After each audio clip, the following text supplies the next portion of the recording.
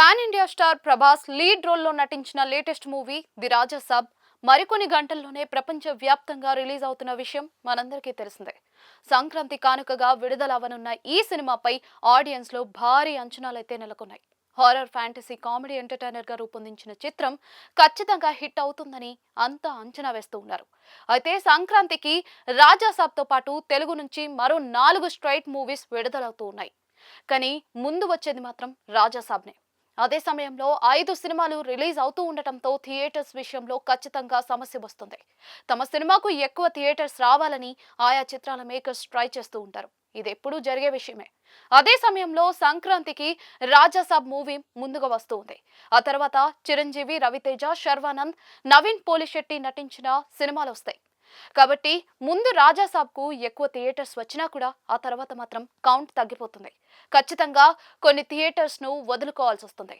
అయితే ఇప్పుడు థియేటర్స్ కేటాయింపు విషయంపై పరోక్షంగా నిర్మాత ఎస్కేఎన్ చేసిన వ్యాఖ్యలు హాట్ టాపిక్ గా మారాయి. రీసెంట్ గా జరిగిన రాజాసాబ్ ప్రమోషనల్ ఈవెంట్ కు వచ్చిన ఆయన వేదికపై మాట్లాడారు. ఆ సమయంలో థియేటర్స్ విషయాన్ని ప్రస్తావించారు. పాన్ ఇండియా స్టార్ ప్రభాస్ సినిమాగా వస్తున్న రాజాసాబ్ కు టాలీవుడ్ పెద్దలంతా కోఆపరేట్ చేస్తారని ఆశిస్తున్నట్లుగా ఎస్కేఎన్ తెలిపారు.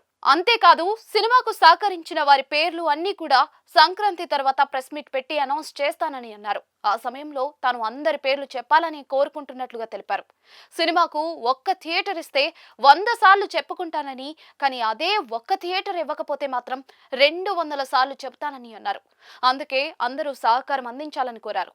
ఆ తర్వాత రాజాసాబ్ నిర్మాత టీజీ విశ్వ ప్రసాద్ గతంలో నిర్మించిన block buster hit movie Mirai గురించి మాట్లాడారు. ఆ మూవీ బాగా ఆడిందని, కానీ ఆ సమయంలో ఓ పెద్ద సినిమా వచ్చిన విషయాన్ని ఎస్కేఎన్ గుర్తు చేసుకున్నారు. దీంతో కొన్ని థియేటర్స్ లో తన సినిమాను విశ్వప్రసాద్ తీసేశారని చెప్పారు. ఇప్పుడే ఆయన తీసిన రాజాసాబ్ వస్తూ ఉందని, కాబట్టి పెద్దలంతా సహకరించాలని అన్నారు. దీంతో థియేటర్స్ కేటాయింపు విషయంలో ఎస్కేఎన్ కామెంట్స్ వైరల్ అవుతూ ఉన్నాయి. దీంతో ఏం జరుగుతుందో వేచి చూడాలి.